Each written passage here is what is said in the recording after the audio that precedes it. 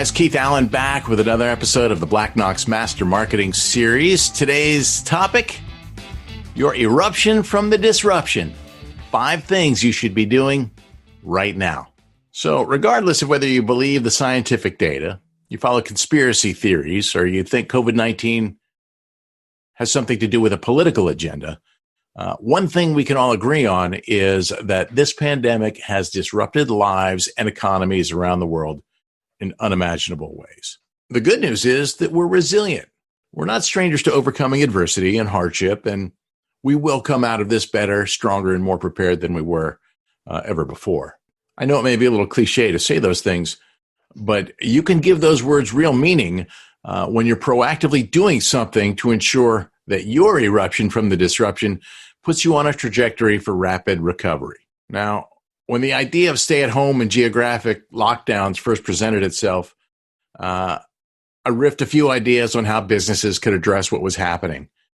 And a considerable amount of time has passed. And now that we're much deeper into this and the impact is really being felt, I want to share with you some of the things that we're doing in our business and advising others to do.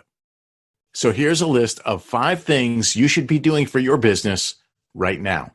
Hopefully you've done some of these things, and if you haven't, the first thing you should do is assess. Assess your business model in your market and identify the pain points you may be experiencing as a result of the COVID-19 pandemic, but also reflect on the areas of your business that needed attention before a global crisis presented itself. If you're a brick and mortar business, is your website up to date? And are you offering online ordering? Do you even have an e-commerce website? Some of the conveniences gained through stay-at-home and social distancing certainly include expanded options for online ordering, touchless transactions with online payments, and door-to-door or curbside delivery in some cases. So crisis or no crisis, I strongly encourage you to be providing these same conveniences to your customers well after this is gone. Consider it part of the new normal. Number 2, pivot. Perhaps the only thing more important than identifying your pain points is identifying the pain points your customers and your local community may be experiencing. This is where you really need to start thinking outside the box and determine whether you can serve their needs in some capacity other than the way that you normally do. This exercise may take some creative thinking, and it may even pull you out of your comfort zone, but the benefits of serving others far outweighs the challenges, and you're going to find that in the long run, the time and money you may invest in serving others is going to come back to your business. Put it this way. If Ford can retool its factories to make respirators and ventilators and face shields, and apparel companies can now start making face masks, there's something that you can do. I'll give you a few examples of what I've seen in my local community and what I've read about. One that really struck me was a restaurant that converted into a corner grocery store. Now, sure, they don't have all of the paper goods and, the coveted toilet paper, but they do have beautiful produce and prime cuts of meat. They're buying them wholesale. They're selling them to the local community. Why? Well, 2 reasons. Obviously, he wanted to be able to serve his community, but also wants to stay in business. This way, he can keep some revenue coming in. Might not be the same as what he was doing with a fully packed restaurant and turning tables every day and night, but it's something that his customers and his local community are going to appreciate. Locally here in South Florida, we have a company that makes uniforms that's now making machine washable face masks. And they are offering to local businesses, essential businesses, like grocery stores and pharmacies and stuff, and restaurants who are even just doing delivery business. And of course, they're offering online nationally to consumers who want to buy them. The lifeblood of our business is startups and small businesses. And we know you guys are hurting. So we're actually offering free consulting services to startups and small businesses adversely impacted by COVID-19. I'll put a link down in the description, in the notes, where you can sign up for that. Get all the details. Alternatively, you might just choose to do something as simple as donating lunch or products to first responders and frontline healthcare workers or employees at essential businesses. These people are literally risking their lives for our communities. They deserve everything we can do for them. Number 3, engage. As a result of more people staying at home with less to do because of coronavirus, combined with the fact that most companies are posting less content than they were prior to the pandemic, engagement across social media networks is literally spiking.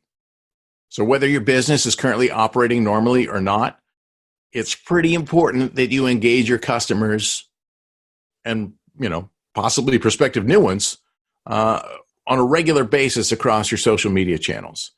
If you aren't posting something pretty much daily, your customers are going to wonder whether you're open. They're going to wonder whether you're even going to survive the temporary closure. So do yourself a favor and continue to engage. If you're not, it's time to start and it's time to step up in a meaningful way. If you're a retailer and you have a website, there's no limit to the meaningful content you can provide to engage consumers and funnel them into your website and landing pages and hopefully gain some business out of that. You can offer daily deals. Even if you don't have an e-commerce website, you can do that. You can sell products on Facebook with relative ease. You can showcase different products, services. You can do even virtual seminars. I mean, there's a lot of stuff that you can do, whether you use just Facebook's, FaceTime, or you use something like Zoom or Microsoft Teams or Google Hangouts. Plenty of video platforms where you can record, you can stream, and you can post that to social media and hopefully drive some traffic to your business. The important thing is that you continue to engage your market throughout all of this. So if you weren't doing these things prior to COVID-19, you need to start, and you should keep doing it on an ongoing basis. For those of you actively open for business, consider a digital marketing campaign. Google AdWords, Facebook, Twitter. These are all cost-effective platforms. There's some great tools in there. Google AdWords especially has some phenomenal tools to help you and can even give you some guidance. Facebook and Twitter probably the most economical platforms where you can really, do some narrow targeting. I highly recommend that you look into that. And don't just throw a bunch of money at it. Definitely don't do that. Best to start small. We advise our clients to do some A/B testing, some split testing of different creative, different messaging, maybe even different offers. Do it with a very small budget until you find the sweet spot. You get those things optimized. And then, once you find what's working, it's even recommended to do a couple different versions, a couple alternates of that, because if consumers see the same ads, your fans and followers see the same ads day after day, they get fatigued. So after, 4 or 5, 6 times, they're going to start to tune you out. So having a rotation of different ads with different creative, different messaging, it can even be the same messaging in different creative will certainly be helpful. But variety is your friend here. Just make sure that you're getting these things optimized before you blow your budget. It just, it doesn't make sense to waste money on ads that aren't converting. So make sure that they're starting to convert and before you ramp up your budget. The basics of doing a digital ad campaign are pretty straightforward and simple. But when it comes to optimizing and getting these things tweaked, some complexities definitely come into play there. So you may want some help. There's certainly no shortage of digital marketing professionals and virtual teams working remotely who can take the guesswork out of the equation for you. So if that's something you prefer, you might want to, get your feet wet, give it a try, and then decide if you need help. It's very easy to find. It's a Google search away. Number 4, and this is a big one, plan your eruption from the disruption. Regardless of whether your business has remained open through this or not, there's no denying the fact or escaping the reality that this pandemic has caused a major disruption in life as we knew it. And that when it's all said and done, there's going to be a new normal. COVID-19 has most certainly been a global crisis and a disaster for most of us. But it's also given us a chance to slow down from our normal pace and given most of us a chance to pause. It's important to take advantage of some of that newfound time to catch our breath, take care of our family, maybe even meditate through some of the stress and anxiety this may be causing in your life. But if you aren't taking advantage of the extra time to complete some projects and tasks that have been languishing on your to-do list, or master a new skill. Quite honestly, you're wasting time and opportunity, and a really valuable one. At the very least, you should be emerging from this with an updated and optimized website. If you don't already have an e-commerce website, now's the time to build one. I can promise you that online sales and e-commerce are going to be part of the new normal. In fact, I could argue that it's already part of the old normal. So if your business does not have an up-to-date or a modern-looking website, I'm not talking about one that your nephew built for you 10 years ago.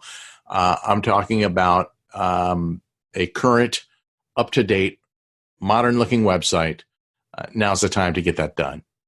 If you don't, it's a matter of time before your competitors or the big box stores or Amazon eat your lunch. There are plenty of free WordPress themes, templates that make building these websites pretty easy. But this may be an area you want to hire a professional. Websites are a lot like digital ads. If they aren't converting, you're wasting your time and your money. And this project in particular is one that takes a significant amount of time. Probably worth hiring a professional to get it done right. This is also a good time to revisit your business model and your marketing strategy and see if any course corrections make sense. You can also use the time to plan a new marketing and promotions calendar, or even plan a post-pandemic special event. The bottom line is you want to determine if there's any course corrections, any enhancements, or potential pivots that you can make that will help drive your eruption from the disruption. And then put those plans in motion. Number 5, execute. Whether you're trying to thrive through the shutdown, deal with the slowdown, or just position your business to emerge from this stronger than you went into it, it's imperative that you put your plan into action and you execute your strategy methodically. Even if your business is closed right now, you should be spending a few hours a day doing something your business is going to benefit from. If you need help with any of it, it's easier to find than ever because half the world is working virtually and remotely, and the other half is living off of government stimulus checks, waiting for an opportunity. A Google search is your friend. Most importantly, do what you need to do to keep yourself, your family, and your community healthy and safe. We're all eager to get to the new normal, whatever that is, and there's no doubt we're going to get there, but don't expect it to happen overnight. Even when communities reopen, it's going to take some time to emerge from this. It's going to be a gradual return to business as usual. So whatever plans you make and whatever actions you take to emerge from this, remember that consumers and communities remember who stood by them when they were down. So if you're able to cater to their pain points or pay it forward in any way right now, they're going to go out of their way to support your business when the new normal takes shape. Hey, I appreciate you listening, and I hope you gained some insight that can help you out. If you enjoyed the content, please make a comment down below, give us a like, share us with your friends and colleagues, and by all means, subscribe. You can watch video versions of the Master Marketing Podcast series on YouTube, and you can subscribe to audio versions on Apple Podcasts and pretty much anywhere else you like to download your podcast from. Stay healthy, my friends.